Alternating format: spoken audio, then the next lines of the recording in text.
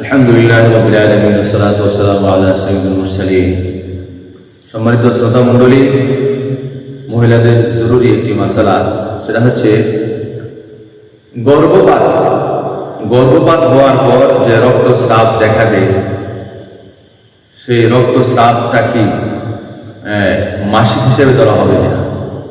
গর্ভপাত যদি কোনো মহিলা, গর্ভস্থ মহিলা, তার বাচ্চা কোনো অঙ্গ প্রত্যঙ্গ প্রকাশ পাওয়ার পূর্বে, যে মহিলা গর্ভবতী, সে গর্ভবতী মহিলার বাচ্চা যে অঙ্গ প্রত্যঙ্গ আছে, সেই অঙ্গ প্রত্যঙ্গ এখনো প্রকাশ পায় নাই, অঙ্গ প্রত্যঙ্গ প্রকাশ পাওয়ার আগেই যদি গর্ভপাত হয়ে যায়, আর সেই গর্ভপাতের পরে যে রক্তস্রাব হয়, সেই রক্তস্রাবটাকে মাসিক ঋতুস্রাব দেওয়া হবে, নেফাস দেওয়া হবে। খুবই জরুরি মাসালা, ইম্পর্টেন্ট মাসালা। যেই বাচ্চা, গর্ভের মহিলা, তার বাচ্চাটা পেটে আসছে কিন্তু এখনো অঙ্গ প্রত্যঙ্গ প্রকাশ পায় নাই, তার আগেই গর্ভপাত হয়ে গেছে, অর্থাৎ পড়ে গেছে, নষ্ট হয়ে গেছে, বাচ্চা নষ্ট হয়ে গেছে। এরপরে যে রক্ত বের হবে, সেই রক্তটা কি মাসিকের রক্ত দেওয়া হবে নাকি নেফাসের রক্ত দেওয়া হবে? বাচ্চা হওয়ার পরে যে রক্তটা বের হয়, 40 দিন রক্ত যায় অনেকেরই, সেই রক্ত দেওয়া হবে। কোন রক্তস্রাব দেওয়া হবে? এই হলো প্রশ্ন। এই প্রশ্নের উত্তর হইল, কোনো মহিলার, গর্ভস্থ মহিলা, সেই মহিলার বাচ্চা কোনো অঙ্গ প্রত্যঙ্গ প্রকাশ পাওয়ার পর গর্ভপাত হলে, কোনো মহিলার পেটের বাচ্চা অঙ্গ প্রত্যঙ্গ প্রকাশ পেয়ে গেছে বাচ্চা, এই প্রকাশ পাওয়ার পর যদি গর্ভপাত হয়ে যায়, যদি রক্তস্রাব দেখা যায়, তাহলে এটা নেফাসের জন্য হবে। অর্থাৎ অঙ্গ প্রত্যঙ্গ প্রকাশ পাওয়ার পরে যদি গর্ভপাত হয়, এই গর্ভপাতের পরে যে রক্ত বের হয়, সেই রক্তটাকে নেফাসের রক্ত বলা হবে। অর্থাৎ বাচ্চা হওয়ার পরে যে স্রাব যায়, সেই স্রাব কর্তব্য করা হবে, সেই স্রাব গণ্য করা হবে।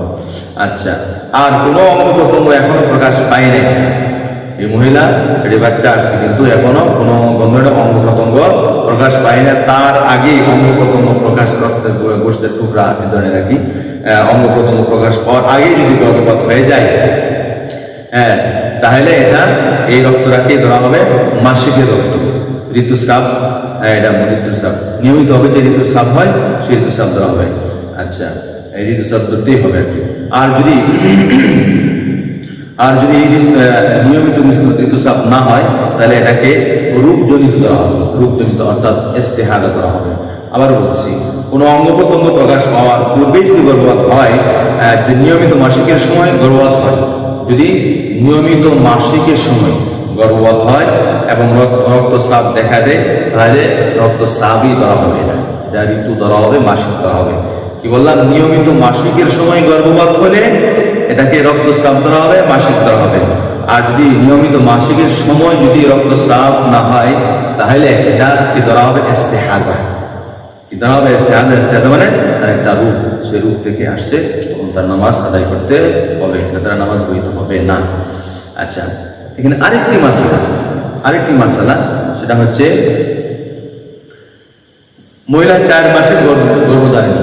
একজন মহিলা 4 মাসের গর্ভধারিণী, কিন্তু এই 4 মাস গর্ভধারিণী এই অবস্থায় তার জুনিপথ দিয়ে 3 দিন যাবত রক্ত বের হচ্ছে।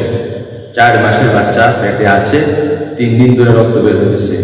তার এই রক্তটা ঋতুস্রাব বলে গণ্য হবে নাকি অন্য কিছু? যে মহিলা 4 মাসের বাচ্চা পেটে আছে, 4 মাসের বাচ্চা চলাকালীন, বাচ্চা থাকাকালীন তার জুনিপথ দিয়া রক্ত বের হয়েছে, এই রক্তটাকে কি ধরা হবে?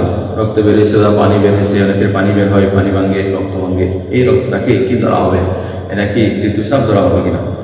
আচ্ছা, এই প্রশ্নের উত্তর হচ্ছে, গর্ভাবস্থায় যে রক্ত বের হয়, সেটা ঋতুস্রাবের রক্ত নয়। গর্ভাবস্থায় মহিলা যদি রক্ত বের হয়, সেটা ঋতুস্রাবের রক্ত নয়, বরং সেটা হলো ইস্তেহাদার রক্ত, অর্থাৎ কোনো রোগের কারণে রক্ত বের হয়েছে। এটা এই কারণে নামাজও তার পড়তে হবে, রোজা রাখতে হবে।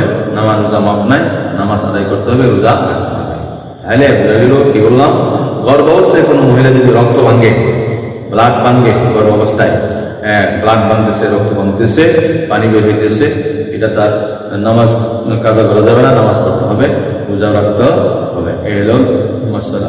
আল্লাহ পাক আমাদেরকে এই মাসআলাগুলি সহিহ আমল করার